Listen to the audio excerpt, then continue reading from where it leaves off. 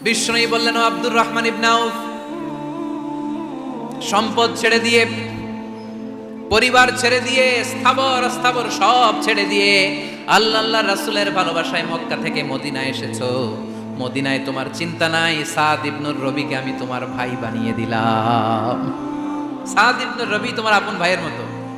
সাদ ইবনে রবি বলল, আব্দুর রহমান, জীবনে তোমারে কোনোদিন দেখি নাই, তোমারে আমি চিনি না, তোমার নাম শুনি নাই, কিন্তু বিশ্বনবী তো তোমার দায়িত্ব আমাকে দিয়েছে।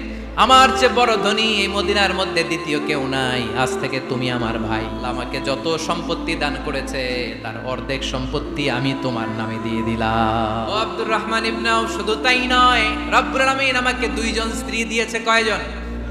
তুমি দেখো আমার কোন স্ত্রীকে তোমার বেশি ভালো লাগে, যার নাম তুমি বলবে সাথে সাথে আমি তারে তালাক দিয়ে দিব। তার ইদ্যত পালন শেষে তুমি তাকে বিয়ে করে তোমার সাথে নিয়ে যাবা। আব্দুর রহমান ইবনে আউফ এই কথা শুনে অবাক হলেন। অবাক হয়ে উনিও এক অবাক কথা বললেন।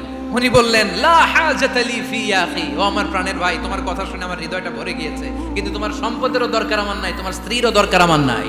বারাকাল্লাহু ফি মালিক ওয়া লি আহলিক, আল্লাহ তোমার মালেও বরকত দেখ, তোমার সম্পদেও বরকত দেখ। তুমি শুধু একটু কষ্ট করবা। কি কষ্ট? দুল্লানি আলা সুক, show me the way to the market.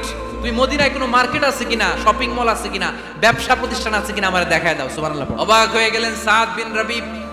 বললেন, ও আব্দুর রহমান ইবনে আউফ, ঠিক আছে, তুমি যদি নিতে না চাও তোমারে আমি জোর জবরদস্তি করব না। শুনে রাখো, মদিনাতে ইহুদিদের কয়নুকার একটা বাজার আছে।